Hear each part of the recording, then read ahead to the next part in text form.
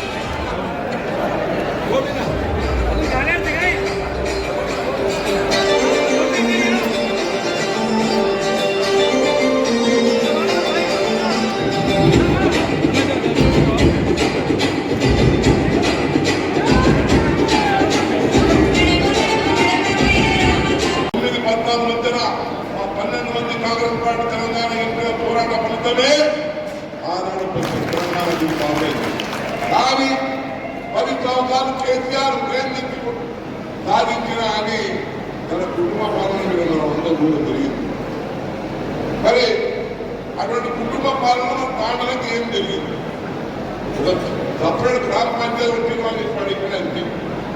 కానీ దానివల్లనే మన నిధులు పెద్ద ఎత్తున వచ్చినాయా మన తండ్రులు? దానివల్లే పెద్ద నిధులు రాలేదు, ఒక్క ఇల్లు రాలేదు.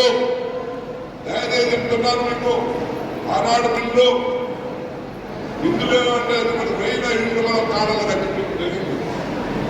మరి 10 సంవత్సరాలు డబుల్ బెడ్రూమ్ అని ఒక్క తాండనంట ఇల్లు కట్టే కార్యక్రమం అయిందని నువ్వు అందిస్తున్నావు. కానీ ఇప్పుడు మన రేవంత్ రెడ్డి గారి ప్రభుత్వంలో మరి 5 లక్షల నుంచి 6 లక్షల వరకు మొదలై కార్యక్రమం మొదలైంది. మరి తాండకు ఎవరికైతే నిజమైన ఆరోగ్యంలో పత్రంలో ఎన్నికల తర్వాత మరి మన శాసనసభ్యుడు సంజయ్ గారి మరి మన ప్రభుత్వం రేవంత్ రెడ్డి గారి ఆధ్వర్యంలో ఆచరణ నుంచి కార్యక్రమం అంటే నిజమైన పేదవాళ్ళ నుంచి కార్యక్రమం తాండలో కూడా పెద్ద ఎత్తున ఇచ్చే కార్యక్రమం వస్తుందని దయచేసి దాంతో పాటు మహిళలకు ఉచితంగా బస్సు ప్రయాణం ఇప్పటికే 35 కోట్ల మహిళలు ప్రయాణం చేయడం జరిగింది. దాంతో పాటు మరి 500 సిలిండర్ ఇచ్చే కార్యక్రమం, మరి దాంతో పాటు 200 కరెంట్ ఇచ్చే కార్యక్రమం. మరి ఈ విధంగా అన్ని గ్యారెంటీ పథకాలు అందుబాటులో వస్తూ ఉన్నాయి. ఎక్కువ చెప్పకుండా చాలా సమయం అయింది. కానీ మనకు కోర్టులో మరి మన మొన్నటి వరకు 2 సార్లు గెలిచిన బీటీ పార్టీలు ఉన్నారు. మరి ఏనాడు కూడా మన ఆయన ముఖం వెళ్తే మనకు ఆయన ఒక కాంట్రాక్టర్ బిజినెస్ మ్యాన్, ఆయన స్వలాభం కోసం ఉన్నటి వరకు టీఆర్ఎస్ లో ఉండి ఇప్పుడు బీజేపీలో ఓట్ల కోసం చేయడం జరిగింది. ఇవాళ రావణ్ పేరు మీద దేవుడి పేరు మీద ఓట్లు పడతాయని ప్రజలకు మభ్యపెట్టి మరి చేసే కార్యక్రమం చేస్తూ ఉన్నాడు. మీరందరూ గ్రహించండి. ప్రత్యేకంగా నారాయణ నుంచి అందరూ కూడా ప్రత్యేకంగా మాకు చెందిన మిత్రులకు యువకులకు మరియు పెద్ద ఎత్తున కాంగ్రెస్ పార్టీ చేస్తున్నందుకు అందరికీ స్వాగతం, సుస్వాగతం. మరి మీరు ఉత్సాహవంతంగా పనిచేయండి, తాండలు తిరగండి, వారికి తాండవాలను చెప్పండి. మరి రేపు వచ్చే ఇంద్రమ్మ రాజ్యంలో సంజీవరెడ్డి గారు గెలుపు పొంది అసెంబ్లీలో అడుగు పెట్టడం జరిగింది. ఇప్పుడు వేదికపై ఉన్న అత్యున్నత మహానటులు ఏకారెడ్డి గారికి, వేదికపై ఉన్న మిత్రులందరికీ ఎందుకు ఓటు వేయాలి, భారతీయ జనతా పార్టీకి ఎందుకు పురస్కరించాలి, బీఆర్ఎస్ నుంచి నారాయణగఢ్ జైరాబాద్ పార్లమెంట్ చెప్పి ఏ విధంగా పాల్గొనాలన్న విషయంలో మీ ముందు కొద్ది విషయాలు పెడతాను.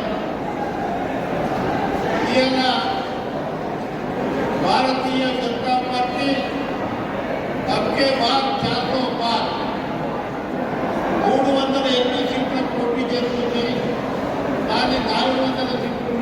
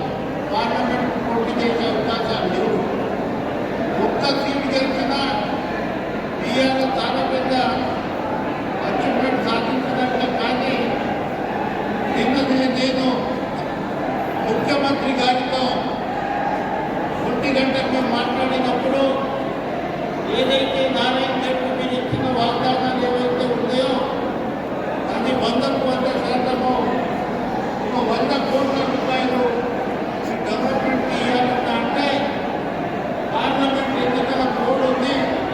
కోడ్ అయిన తర్వాత మేము 100% ఇస్తామని చెప్పడం జరిగింది.